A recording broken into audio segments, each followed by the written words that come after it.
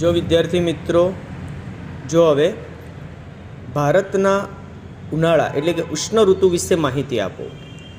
ભારતમાં ઉનાળાની ઋતુ માર્ચથી મે સુધી ચાલે છે। આપણા ભારતની અંદર ઉનાળાની ઋતુ ક્યાં સુધી? માર્ચથી મે સુધી। ઉત્તર ભારતના મેદાનના વાવ્ય વિસ્તારમાં તે છેક જૂન સુધી લંબાય છે। ઉત્તર ભારતના કહેવાય છે મેદાનમાં તે વાવ્ય વિસ્તારમાં છેક ક્યાં સુધી? જૂન સુધી લંબાય છે। આ સમયે ભારતમાં સૂર્યના કિરણો લંબ પડતા હોવાથી ગરમીનું પ્રમાણ વધારે રહે છે। સૂર્યના કિરણો જે છે કેવા પડે? લંબ પડે છે, જેના કારણે ત્યાં ગરમીનું પ્રમાણ વધે છે।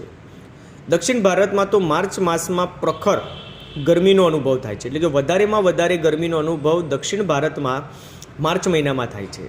અહીં માર્ચ મહિનામાં કેટલાક સ્થળોનું મહત્તમ તાપમાન 40°C જેટલું ઊંચું રહે છે। એપ્રિલ અને મે મહિનામાં મધ્ય અને વાયવ્ય ભારતમાં ઘણી ગરમી પડે છે। મે મહિનામાં ગરમીનું પ્રમાણ પરાકાષ્ઠાએ પહોંચે છે। અહીં કેટલાક સ્થળોનું મહત્તમ તાપમાન જો તેનો કહેવાય છે કે દક્ષિણ ભારતમાં કેટલાક સ્થળોનું જે તાપમાન છે તે 40થી 50°C જેટલું થઈ જાય છે। રાજસ્થાનમાં જો શ્રી ગંગાનગર તેમાં 51°C જેટલું ઊંચું તાપમાન નોંધાયું છે કે આપણા ભારતમાં સૌથી વધારે પ્રમાણમાં ગરમી ક્યાં પડે છે? તો રાજસ્થાનના શ્રી ગંગાનગરમાં, અને ત્યાંનું તાપમાન 51°C જેટલું નોંધાયેલું છે। આમ સમગ્ર ભારતમાં ઉનાળામાં એકંદરે ગરમ હવામાન અનુભવાય છે। ઉનાળાની અંદર કહેવાય છે કે ભારતમાં એકંદરે ગરમ હવામાન અનુભવાય છે। ઉત્તર ભારતની સરખામણીમાં દક્ષિણ ભારતમાં ઉનાળામાં થોડી ઓછી ગરમી પડે છે, બરાબર। ઉત્તર ભારતની સરખામણીમાં દક્ષિણ ભારતમાં ઉનાળામાં થોડી ઓછી ગરમી પડે છે, અને દક્ષિણ ભારતમાં સમુદ્રની નિકટતા અને તેના ઉચ્ચ પ્રદેશની ઊંચાઈ ઉનાળાને થોડી વધુ સૌમ્ય બનાવે છે। જેમ કે ઉનાળામાં દિલ્હી અને અલ્હાબાદનું તાપમાન 34°C જેટલું હોય છે, જ્યારે દક્ષિણમાં આવેલા બેંગ્લોર અને કોચીનું તાપમાન 27°C હોય છે, જ્યારે મદુરાઈનું 30°C જેટલું તાપમાન હોય છે।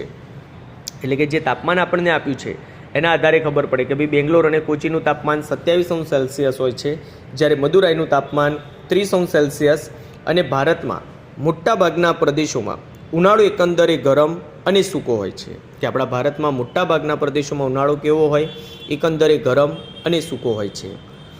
ભારતમાં ઉનાળા દરમિયાન ખાસ વરસાદ પડતો નથી, પરંતુ ક્યારેક મલબારના કિનારે મે માસમાં થોડો વરસાદ પડે છે, પરંતુ ક્યારેક કહેવાય છે કે મલબારના કિનારે થોડો વરસાદ પડે છે, જેને આમ્રવૃષ્ટિ કહેવામાં આવે છે, કારણ કે તે કેરીના પાકને પકવવામાં મદદરૂપ થાય છે। આમ્રવૃષ્ટિ જે કહેવાયું છે શેના કારણે?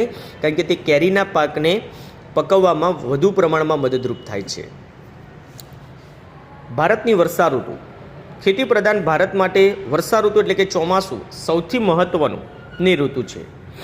જૂનથી સપ્ટેમ્બર સુધી ચાલતી આ ઋતુમાં દેશનો આશરે 80% વરસાદ પડે છે। દેશનો કેટલા ટકા? 80%। ભારતની ખેતીનો ઘણો ખરો આધાર વરસાદ પર રહે છે, અને વર્ષા ઋતુમાં થતો વરસાદ ભારત તરફ વાતા દક્ષિણ પશ્ચિમના એટલે કે નૈઋત્યના મોસમી પવનોને આભારી છે। જો વર્ષા ઋતુ માટે કયા પવનો આભારી છે? નૈઋત્યના મોસમી પવનો। વર્ષા ઋતુને આ પણ બીજું નામ એનું યાદ રાખવાનું છે કે તેને નૈઋત્યના મોસમી પવનોની ઋતુ પણ કહે છે। મે મહિનાના અંત સુધીમાં ઊંચા તાપમાનને કારણે ભારતના ઉત્તર પશ્ચિમ મેદાનોમાં હલકા દબાણની સ્થિતિ સર્જાય છે, બરાબર। એમાં કહ્યું છે કે ભારતના ઉત્તર પશ્ચિમ મેદાનોમાં હલકા દબાણની પરિસ્થિતિ સર્જાય છે। ત્યારે એ જ સમયે ભારતની દક્ષિણે આવેલા હિન્દ મહાસાગર પર હવાનું ભારે દબાણ હોય છે। જ્યારે હિન્દ મહાસાગર પર હવાનું દબાણ કેવું હોય છે? વધારે ભારે હોય છે। તેથી હિન્દ મહાસાગર પરથી પવનો ઉત્તર ભારતના હલકા દબાણ તરફ ખેંચાઈ આવે છે। તે પોતાની સાથે પુષ્કળ ભેજ લઈને આવે છે। જો એ પવનો જે હોય છે તે પોતાની સાથે પુષ્કળ પ્રમાણમાં ભેજ લઈને આવે છે। તેથી જૂનથી સપ્ટેમ્બર દરમિયાન ભારતમાં વરસાદ પડે છે। ભારતની અંદર જો કયા મહિના દરમિયાન? જૂનથી લઈને સપ્ટેમ્બર મહિના દરમિયાન વરસાદ પડે છે। આ પવનો વેપારી પવનોની જેમ નિયમિત અને કાયમી હોતા નથી. જો આ પવનો જે કહેવાય એ વેપારી પવનોની જેમ નિયમિત અને કાયમી નથી હોતા. કેમ નથી હોતા? કારણ કે એ જે સમયગાળો છે એ સમયાંતરે બદલાતો રહે છે, અને બદલાતો રહેતો હોવાના કારણે એની કોઈ ચોક્કસ મુદ્દત હોતી નથી, કે કોઈ ચોક્કસ સમય હોતો નથી. તે ચોક્કસ મોસમ એટલે કે ઋતુ દરમિયાન જ ઉદ્ભવતા અને વાતા હોવાથી મોસમી પવનો કહેવાય છે. અને મોસમી પવનોને આપણે બીજા નામે કહેવાય કે ઋતુ પ્રમાણે દિશા બદલતા પવનોને શું કહ્યું છે?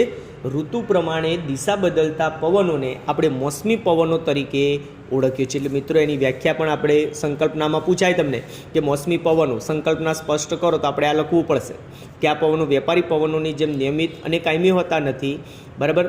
તે ચોક્કસ સમય દરમિયાન ઉદ્ભવતા અને વાતા હોવાથી તેને મોસમી પવનો કહેવાય છે.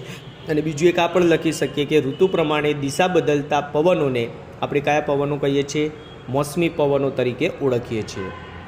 ભારતીય દ્વીપકલ્પને કારણે નૈઋત્ય કોણીય મોસમી પવનો બે શાખાઓમાં વહેંચાઈ જાય છે. જો ભારતીય દ્વીપકલ્પને કારણે નૈઋત્ય કોણીય મોસમી પવનો કેટલા ભાગોમાં? બે શાખાઓ એટલે કે બે વિભાગોમાં વહેંચાઈ જાય છે. જેમાં આપણે એક છે અરબ સાગર પરથી વાતા પવનો અને બંગાળાની ખાડી પરથી વાતા પવનો.